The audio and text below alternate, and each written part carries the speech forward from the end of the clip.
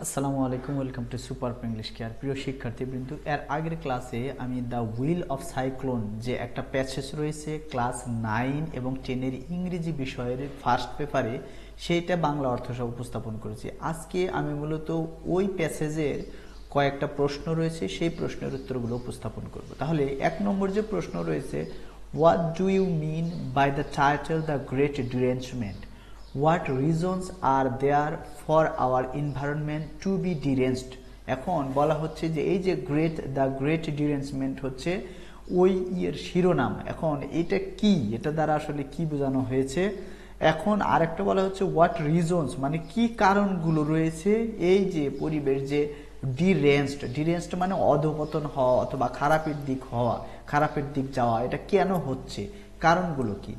এই প্রশ্নের উত্তর শিক্ষার্থীরা এইভাবে লিখতে পারো, the great derangement refers to the extreme and unexpected changes in climate and the environment due to human activities. অর্থাৎ গ্রেট ডিরেঞ্জমেন্ট হচ্ছে কি আনএক্সপেক্টেড, এক্সট্রিম মানে তীব্র এবং আনএক্সপেক্টেড মানে অপ্রত্যাশিত পরিবর্তন কিসের মধ্যে? In climate and the environment, মানে ক্লাইমেট অর্থাৎ আবহাওয়া এবং পরিবেশের মধ্যে, জলবায়ু এবং এই জায়গায় এনভায়রনমেন্ট আমরা জানি যে পরিবেশ, এগুলার মধ্যে ডিউ টু হিউম্যান অ্যাক্টিভিটিস মানে মানুষের যে কাজ রয়েছে, এই কাজের ফলে পরিবেশ এবং আবহাওয়ার যে বিরূপ পরিবর্তন হয়, এটাকে মূলত গ্রেট ডিরেঞ্জমেন্ট বলা হয়েছে। এরপরে হচ্ছে আওয়ার এনভায়রনমেন্ট ইজ বিং ডিরেঞ্জড, আমাদের যে পরিবেশটা কি হচ্ছে, মানে খারাপের দিকে যাচ্ছে, because of global warming, industrialisation, pollution, deforestation, and unpredictable weather patterns caused by climate change। মানে এগুলা যে হচ্ছে কি কি কারণে হচ্ছে, পরিবেশের যে বিপর্যয় হচ্ছে কি কি কারণে হচ্ছে, এগুলা হচ্ছে গ্লোবাল ওয়ার্মিং এর কারণে হচ্ছে, ইন্ডাস্ট্রিয়ালাইজেশনের কারণে হচ্ছে, অর্থাৎ আমরা জানি ইন্ডাস্ট্রিয়ালাইজেশন হচ্ছে শিল্পায়ন, তারপরে বিভিন্ন দূষণের ফলে হচ্ছে, ডিফরেস্টেশনের ফলে হচ্ছে, এবং এই যে আনপ্রেডিক্টেবল ওয়েদার প্যাটার্ন মানে এই যে আমাদের যে আবহাওয়া রয়েছে, এগুলার ওয়েদার প্যাটার্ন ক্লাইমেট চেঞ্জের ফলে যে প্যাটার্ন চেঞ্জ হয়, সেটাও এগুলার কারণ।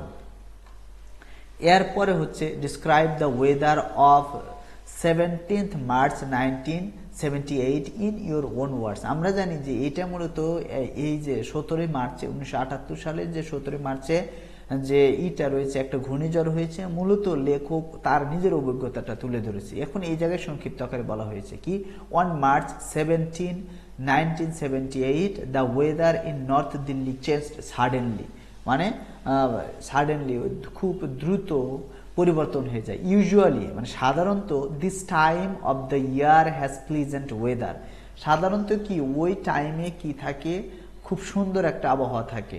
বাট কিন্তু অন দ্যাট ডে, ওই দিন, the dark clouds gathered unexpectedly and strong winds blue with heavy rain. কি হয়, ডার্ক ক্লাউডস মানে কালো মেঘ জমা হয় অপ্রত্যাশিতভাবে, এবং স্ট্রং উইন্ডস বলতে তীব্র বাতাস বহে, এবং সাথে কি হয়, বৃষ্টিও হয়, প্রচুর বৃষ্টিপাত হয়। ফাইনালি অবশেষে a severe hailstorm occurred, সবশেষে একটা তীব্র শিলাবৃষ্টি হয়।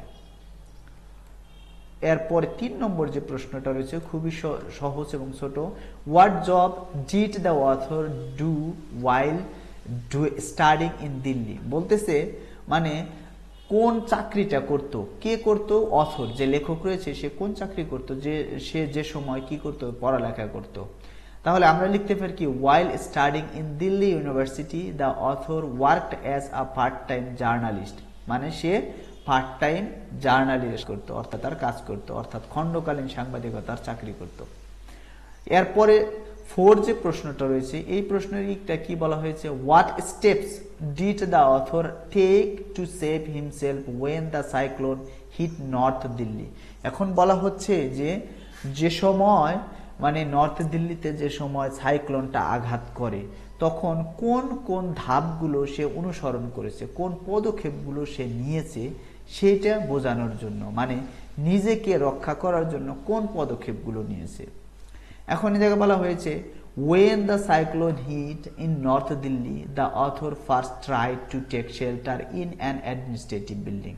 অর্থাৎ যখন নর্থ দিল্লিতে হিটের past form, past participle form এবং প্রেজেন্ট ফর্ম একই, যে সময় সাইক্লোনটা আঘাত করলো তখন কি দ্য অথর মানে লেখক প্রথমে ফার্স্ট ট্রাইড মানে সে প্রথম চেষ্টা করেছিল কোন জায়গায় আশ্রয় নিতে, একটা প্রশাসনিক বিল্ডিং আশ্রয় নিতে। বাট কিন্তু as the entrance of the building was closed, যেহেতু ওই বিল্ডিং এর মানে দরজা বন্ধ ছিল, he ran towards a small balcony, সে একটা স্মল মানে ছোট্ট ব্যালকনি দেখে ওই দিক সে দৌড় দেয়। Jumping over the parapet he ক্রাউচড on the floor to protect himself from the Sturm. বলা হচ্ছে সে দৌড় দেওয়ার পরে সে ওই যে রেলিং রয়েছে, ওই ব্যালকনির রেলিং সে অতিক্রম করে জাম্প দিয়ে সে সেই জায়গায় যায় এবং হি ক্রাউস্ট মানে হচ্ছে এই যে গুটি সুটি মারা, অর্থাৎ মানে গুটি সুটি মেরে সে শুয়ে বসে পড়ে। Crouched in the floor to protect himself from the storm মানে নিজেকে রক্ষা করার জন্য সে ওই জায়গায় গুটিসুটি মেরে বসে থাকে অথবা নীল ডাউন হয়ে বসে থাকে, যেটা বলা হচ্ছে। তারপর হচ্ছে did you ever see any natural calamity around you, বলতেছে তুমি কি কখনো এইরকম কোনো কি প্রাকৃতিক যে দুর্যোগ রয়েছে এটা দেখেছো?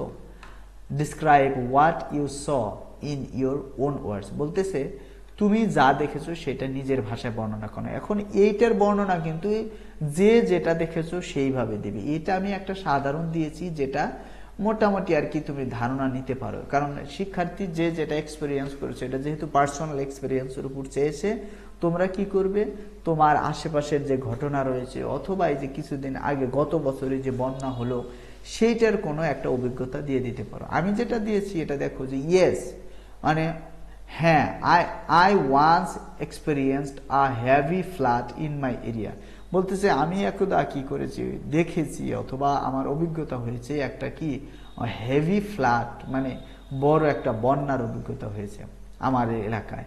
The water level rose quickly, houses were submerged and many people had to evacuate. এখন বলতেছে কি ওয়াটার লেভেল রোজ, রাইজের পাস্ট ফর্ম হচ্ছে রোজ, বলতেছে খুব দ্রুত এই যে পানির যে উচ্চতা বেড়ে যায়। তারপর হাউজেস ওয়ার সাবমার্সড বাড়িঘর তলিয়ে যায়। তারপর হচ্ছে many people had to evacuate এবং অনেক মানুষ কি মানে তাদের ঘর বাড়ি ছেড়ে মানে ইভাকুয়েট মানে মূলত খালি করা অথবা শূন্য করা, অন্য জায়গায় চলে যায়, যেতে হয়েছিল, এটা বাধ্যবাধকতা বোঝাচ্ছে। Had to. The roads were blocked and power supplies were cut off for days. এখন বলতেছে কয়েকদিনের জন্য কি ছিল রাস্তা ব্লক হয়ে গেছিল। পাওয়ার সাপ্লাইজ বলতে বোঝানো হচ্ছে যে এই যে বিদ্যুতের যে সরবরাহ সেটাও কি ছিল বন্ধ ছিল।